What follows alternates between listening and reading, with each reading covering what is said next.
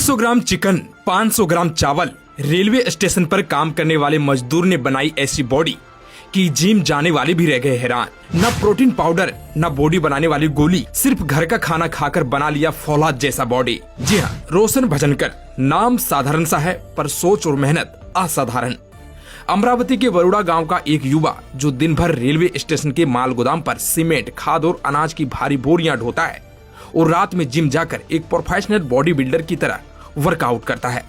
लोगों के पास हर वक्त बहाने होते हैं कि समय नहीं है, जिम महंगा है, डाइट अफोर्ड नहीं कर सकते।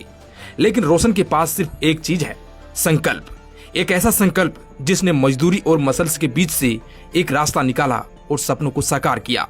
रोशन का बचपन भी किसी आम मजदूर परिवार की तरह बच्चे जैसा ही था। गरीबी ने उन्हें शुरू से ही मेहनत की अहमियत सिखा दी थी। पिता का साया नहीं रहा, माँ ने खेतों में काम करके बच्चों को पाला। एक वक्त का खाना भी कभी कभी नसीब नहीं होता था, लेकिन रोशन के अंदर एक अलग ही बात थी।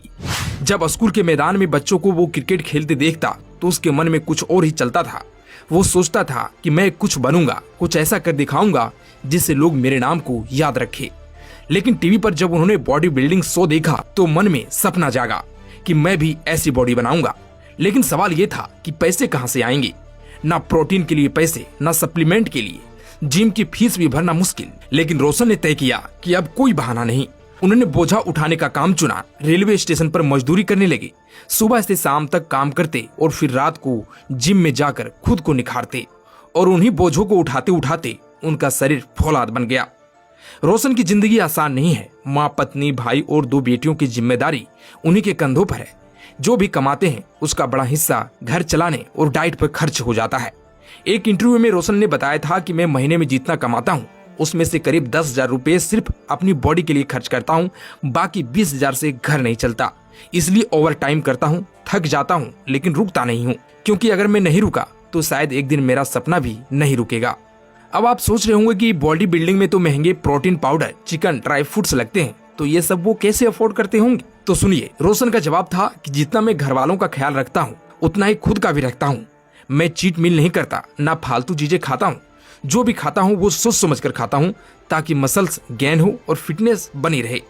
आज रोशन सिर्फ एक मजदूर नहीं है, वो कई बॉडी बिल्डिंग प्रतियोगिताओं में हिस्सा ले चुके हैं और पुरस्कार भी जीत चुके हैं। उनकी बॉडी देख कोई अंदाजा नहीं लगा सकता कि वो दिन भर बोझा ढोते हैं। उनकी बॉडी उनकी मेहनत की गवाही देती है। रोशन की कहानी हम सबको एक बड़ा सबक देती है कि अगर इरादा पक्का हो तो कोई हालात, कोई गरीबी, कोई मजबूरी रास्ता नहीं रोक सकती। रोशन कहता है कि कोई भी रास्ता आसान नहीं होता, लेकिन अगर रास्ते में चलना बंद कर दो तो मंजिल कभी नहीं मिलेगी। रोशन का सपना है कि वो एक दिन अपने गांव का नाम रोशन करे। वो चाहते हैं कि उनकी बेटियां पढ़े, उनका परिवार अच्छे घर में रहे और लोग उन्हें सिर्फ मजदूर नहीं बल्कि एक चैंपियन बॉडी बिल्डर के तौर पर जाने।